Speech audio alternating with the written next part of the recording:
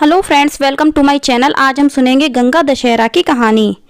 अयोध्या के महाराज राजा दशरथ और श्री राम जी को तो आप जानते ही होंगे। उनके पूर्वज राजा भागीरथी को अपने पूर्वजों के तर्पण के लिए गंगा जल की आवश्यकता पड़ी थी। तब उनके पास गंगा जल नहीं था, क्योंकि उस समय गंगा जी केवल स्वर्ग में ही बहा करती थी।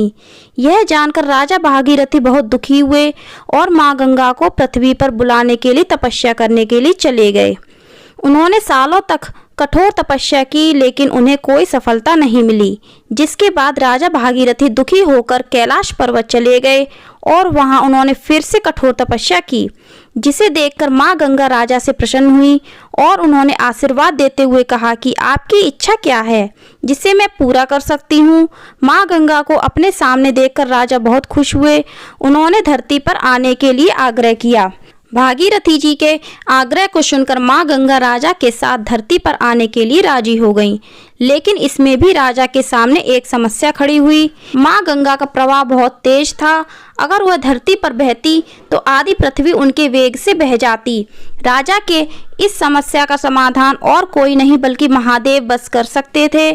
ऐसे में भागीरथी जी ने भगवान शिव की तपस्या प्रारंभ कर दी।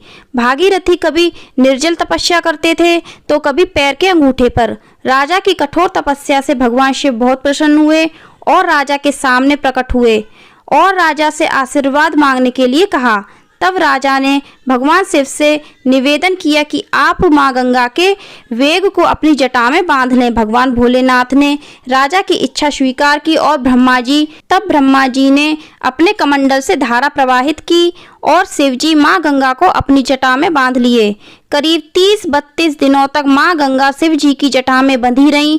फिर ज्येष्ठ मास के शुक्ल पक्ष की 10वीं तिथि को शिवजी ने अपनी जटा को खोला और माँ गंगा को धरती पर जाने को कहा।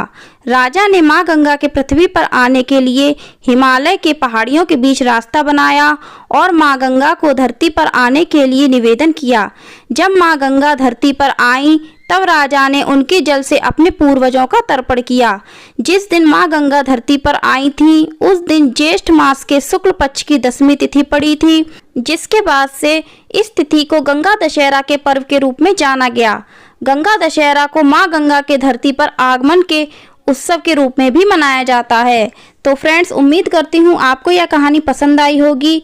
पसंद आई हो तो लाइक करिएगा, शेयर करिएगा, हमारे चैनल को सब्सक्राइब करिएगा, बेल आइकन को प्रेस करिएगा और कमेंट में हर हर गंगे ओम नमः शिवाय अवश्य लिखिएगा। धन्यवाद। हर हर गंगे।